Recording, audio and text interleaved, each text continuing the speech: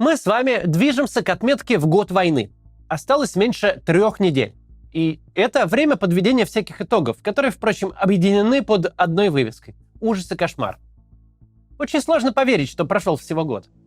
Что всего год назад можно было прийти в любой самый занюханный российский банк на 1,5 отделения и оформить себе хоть визу, хоть American Express.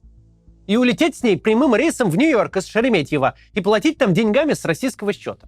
И сегодня это звучит как синопсис научно-фантастической повести. Такого просто не может быть. Всего год назад о существовании городков Буча и Ирпень знали только жители Киевской области. Знали как те места, где хорошо купить себе вторую квартиру или дом, если вы состоятельный предприниматель или айтишник на большой валютной зарплате. При слове «Ирпень» киевлянин слышал то же самое, что москвич при слове «Рублевка». Но буквально на наших глазах случился феномен Освенцима, когда топоним перестает быть топонимом и становится синонимом трагедии. Всего год назад Мариуполь – самый процветающий город востока Украины, витрина украинского Донбасса. Сегодня он почти полностью разрушен. Но самое главное, что год назад десятки тысяч человек с обеих сторон, военные и гражданские, были живы. Это невозможно уместить в голове. Даже по самым скромным оценкам за этот год Россия и Украина в сумме потеряли население крупного областного центра.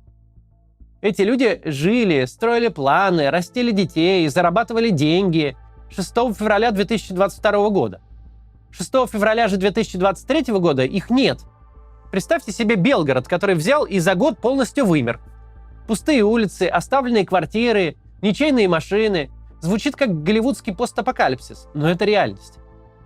Сегодня поговорим об этой реальности. Тем более, что есть повод. New York Times, ссылаясь на свои источники в разведке, приводит оценку российских потерь убитыми и ранеными в 200 тысяч человек. Звучит ужасно и неправдоподобно, но далее мы объясним, почему, если американские журналисты и ошибаются, то скорее в меньшую сторону. Разговор про потери – это не только разговор про людей или про цифры сами по себе. Это еще и косвенный ответ всем тем, кто сегодня восторженно потирает руки в ожидании нового решительного рывка Путина, который, конечно же, за следующие недели и месяцы сможет сделать то, чего не достиг за год. Не достиг, заплатив такую цену. Из этого факта легко понять, что цену за реальные достижения он просто не потянет.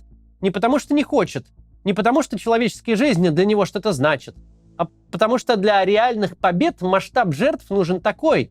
Придется погубить столько людей, сколько у Путина банально нет. Такими методами можно достичь локальных успехов, взять очередной райцентр, но не переломить ход войны. Для этого нужно намного больше крови, чем есть в наличии. Если вы смотрели наш цикл о Второй мировой войне, то, скорее всего, уловили ту трагическую мысль, которая проходит через все серии. Советское руководство – самое бюрократизированное на свете государство, тотальное государство, которое на каждого человека имело по бумажке, вдруг оказалось не способно учесть собственные жертвы. Учесть хотя бы до такой степени, чтобы самые добросовестные исследователи не рассуждали в масштабах плюс-минус пары миллионов, плюс-минус население Новосибирска с окрестностями. Сегодня же мы говорим не просто о государстве, которым продолжает править бюрократия. Мы говорим о государстве, живущем в мире небывалой прозрачности. В мире, где у каждого человека есть хоть какой-нибудь социальный аккаунт. В мире, где человек, по идее, не может исчезнуть просто так. Сегодня не может возникнуть тех ситуаций, какие были 80 лет назад. Человек погиб на фронте, в тылу враг спалил родную хату, убил всю его семью, заодно спалил сельсовет с документами. И на этом конец. Такой человек как бы и не существовал вовсе, даже не рождался. Тем не менее, сочетание официального вранья, войны силами неведомого множества армий и парамилитарных образований, запрета на публикацию официальных цифр вновь погружает нас в пространство оценок, где погрешность, конечно, не в миллионы, но в десятки тысяч. Совместный проект BBC и Медиазона насчитал уже 12,5 тысяч некрологов. Речь идет только о тех людях, которые отвечают конкретным параметрам. Они погибли, были признаны погибшими, захоронены, и о них есть публично доступный некролог. Сами авторы оценивают точность оценки в 40-60% от числа тех, кто был похоронен, то есть тех, чье тело нашли и доставили на родину, у которых есть либо могила на кладбище, либо хотя бы место в колумбарии. Основываясь на оценке BBC и Медиазоны, мы можем с большой точностью сказать, что на сегодняшний день общая численность так или иначе похороненных военных в России лежит между 25 и 30 тысячами человек.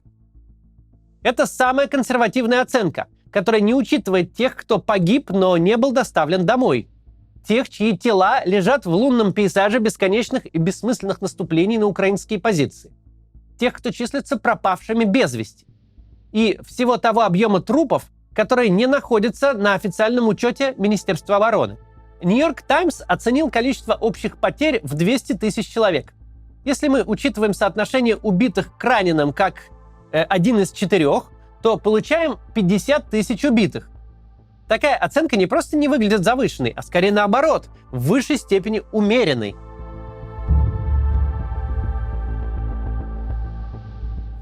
Нынешнюю войну, на самом деле, можно разделить на два больших этапа. Первым Россия потеряла много техники. Так много, как никто со времен Второй мировой войны. Речь идет о таких цифрах, что у многих возникали вопросы о радикальном несоответствии потерь техники с численностью погибших. Ну как можно признавать потерю тысяч танков, БМП и бронетранспортеров, но говорить о каких-то единичных тысячах потерь в личном составе? Ведь каждый танк — это 3 члена экипажа, а каждый БТР и БМП — это 3 же члена экипажа плюс 7 человек десанта. Счет должен был идти на десятки тысяч. Разгадка проста. Она в том, что на Украину наступали бумажные батальоны, укомплектованные по отчетам, а не по реальному положению дел. На практике эти БМП и БТР ехали полупустыми. У них в лучшем случае был укомплектован экипаж, но точно не было десанта. Ровно потому, что штатная численность в реальности была укомплектована процентов на 40, уничтожение БМП не влекло смерть 10 человек, оно влекло смерть 3 человек, а то и вообще 1. Зачем так было делать? Потому что вся эта война начиналась как большое телешоу, причем для всех сторон. И всем показывали разное. Украинской государственности показывали, что на них падает потолок. Российским гражданам демонстрировали мощь армии, бесконечные армады наступающей техники. Путину генералы демонстрировали, что их отчеты на самом деле правда, что у них все на месте и все укомплектовано. Внутрь бронетехники никто же не заглянет. Мотострелковый батальон на БМП есть? Вот, пожалуйста, пересекает границу. Кто ж поймет, что это просто БМП без батальона, что там не 500 человек, как положено по штату, а 150? На телекартинке разгрузка огромного эшелона бронетехники выглядит впечатляюще. А то, что внутрь сажать некого, и она де-факто не боеспособна, этого зритель, сидит он в Киеве, Туле или в Кремле, не увидит. На нынешнем этапе войны, когда сожгли все, что могли сжечь, картина переворачивается с ног на голову. Теперь люди есть. Есть мобилизованные, контрактники, наемники, есть зэки. Но все они испытывают жесточайший дефицит техники, той, которая была сожжена в первые месяцы. Разница в потерях техники и людей, если забыть о морали, которая в данном случае никем не учитывается. Так вот, разница состоит в том, что человека вы можете схватить с улицы и отправить воевать. С подготовкой или без — это уже вопрос ваших пожеланий, насколько эффективно вы вообще хотите ими воевать. Не то что производство танка или БМП, даже доведение складского экземпляра, 30 лет пылившегося в отстое, до боевого состояния — это таки некоторый цикл. Это большое количество труда большого количества людей, которые никак существенно не сократишь. Можно схватить человека с улицы и назначить его стрелком, даже если он вообще-то токарь. А какая разница, он так и так умрет. Но нельзя схватить на улице менеджера по продажам финансовых продуктов и назначить его токарем. Потому что тот, кто не отличает патрон от суппорта, а в словосочетании «задняя бабка» услышит половую девиацию, этот человек никаким образом вам шестерней в танковую трансмиссию не наточит. Российская промышленность может выпускать и восстанавливать то, что она уже выпускает и восстанавливает. Можно заставить ее работать в 3 смены, и она будет выпускать немного больше. Но нельзя с ровного места породить квалифицированных инженеров и рабочих, чтобы производство качественно нарастить. Если вопрос поиска новых людей для убийства их под Бахмутом политический, если убивать слишком много политически опасно, то вопрос их оснащения чисто практический. Если вы сожгли свои танки, БМП, БТРы, ракеты, зенитные комплексы и снаряды, которые копились десятилетиями, то вы эти запасы за год не восстановите. Таким образом, быстрый рост людских потерь в последние месяцы и даже недели совершенно объясним. Благодаря мобилизации и найму в армию зэков российская сторона смогла получить некоторую массу живой силы, компенсировать предыдущие потери и насытить фронт. Но масса техники, потерянной в первые месяцы, не компенсируема ничем. Тактику группы Вагнера, тактику наступления штурмовыми группами, по сути, давления живой силой, приходится заимствовать всей российской армии. Ведь прежних колонн бронетехники взять просто неоткуда. «Джавелин» уничтожает танк за секунды, а производство нового танка с нуля, равно как и доведение резервного экземпляра до боевого состояния, занимает многие месяцы. Причем эти месяцы обусловлены физическими возможностями российской промышленности. Не существует такого закона, постановления или указа, которым этот процесс можно ускорить.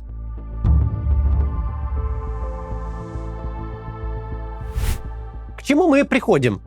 Мы приходим к тому, что весь предстоящий год российские потери будут быстро нарастать. Баланс для российской страны драматично изменился. Раньше Украина, которая сразу провела полноценную мобилизацию, превосходила российскую армию в численности живой силы, сильно уступая в технике и боеприпасах. Сегодня все перевернулось. Россия догнала украинскую армию в количестве людей, но фундаментально не способна превзойти украинский тыл. Украинский тыл сегодня – это сумма экономического и военного потенциала всего западного мира. Мир этот не просто не слил свой потенциал за несколько месяцев, но даже нынешние его поставки, включающие сотни единиц бронетехники, это лишь единичные проценты от того, что он реально способен предоставить. Год назад Россия выставляла несметные колонны бронетехники против большой массы украинцев, готовых сражаться за свою землю. Теперь она вынуждена насыщать фронт людьми, не очень-то желающими воевать, против западного вооружения и техники, которым в рамках потребностей этой войны нет конца. Украина может сказать: дайте нам танки, дайте нам самолеты, снаряды, ракеты, ПВО, БМП. И их дадут. Дадут не сразу, со скрипом, дадут после многих раундов переговоров, дадут спустя недели отрицаний и отказов. Запас всей этой техники существует. Он лежит на складах, стоит в резервах. Для дополнительного его производства есть необходимые мощности. Вопрос передачи любого оружия Украине – это лишь политическое решение ее могущественных западных партнеров. Пока ни единого танка «Абрамс» не сгорело в этой войне, запасы танков «Абрамс» у США уходят за горизонт. Украину можно радикально усилить в любой момент и любым типом вооружений. Причем те же США, оценивая свои запасы, этого усиления толком и не заметят. Россия же не сможет никому сказать: дайте нам танки, снаряды, ракеты. Россия может рассчитывать только на себя. Иранские дроны и северокорейские снаряды — подспорье, конечно, но вообще-то курам насмех в масштабах текущих задач.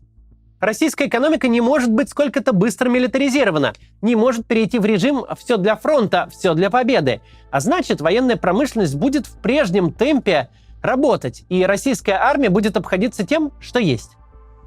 По-моему, уже никто не станет спорить с тем, что эта война продлится ровно столько, сколько Владимир Путин находится у власти.